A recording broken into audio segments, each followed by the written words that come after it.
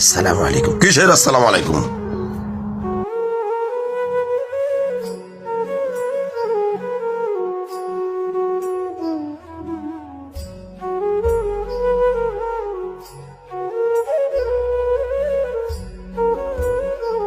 আপনাদের আসার কোনো টাইম হলো এটা? মানুষ ঘরের ভিতরে একটু বিশ্রাম নিচ্ছে আর আপনারা গেটের সামনে এসে দাঁড়িয়ে রয়েছেন। সবাইকে আপনাদের মতো অবসর নাকি? আপনারা অবসর আছেন, যান কোনো কাজ খুঁজেন।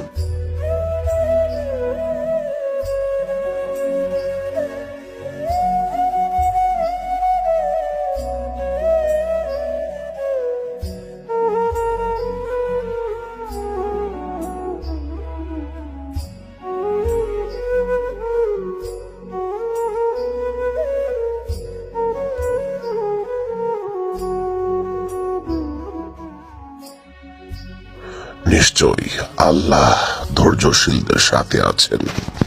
الله مع الصابرين. أسمو وأجتاز السماء جلالا فأزيد أسراب الغيوم.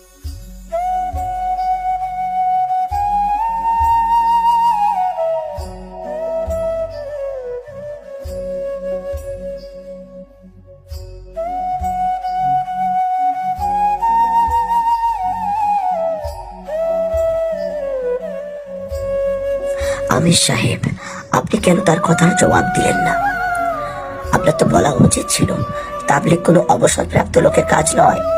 পুরো পাকিস্তানে আপনার 22টা রেস্টুরেন্ট রয়েছে, আপনার বড় একটি ফ্যাক্টরি রয়েছে। দানিয়াল ভাই সম্পর্কে বলতেন সে একজন পুলিশের সার্জেন্ট।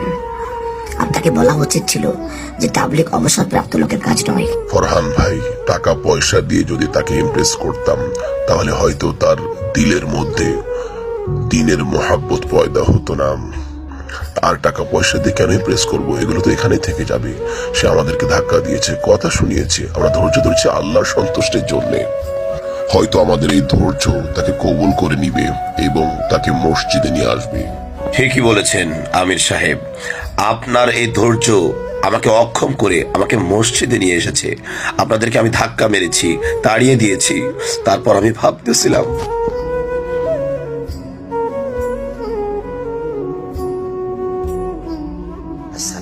কিসের আসসালামু আলাইকুম?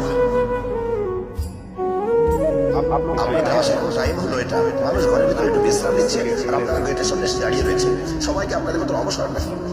আপনারা অবসর আছেন, যান কোনো কাজ খুঁজেন।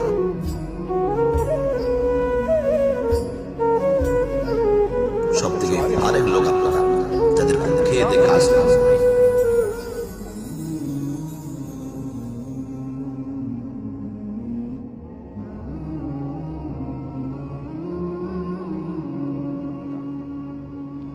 আমির সাহেব, আপনি চাইলে আপনিও আমাকে ধাক্কা মারতে পারতেন, আমাকে মন্দ বলতে পারতেন, আমাকে ইনসাল্ট করতে পারতেন, কিন্তু আপনি সেটা করেননি। আপনি ধৈর্য ধারণ করেছেন। আমি মনে করছি আপনার এই ধৈর্যই আমাকে মসজিদে নিয়ে আসছে, আর আমি এই সুন্দর ইসলাম ধর্মকে গ্রহণ করে নিচ্ছি। এখন থেকে আপনাদের সাথে আমি আছি। सुभान अल्लाह। चल दीन की तबलीग में चलने का मजा देख, अल्लाह के रास्ते में निकलने का मजा देख।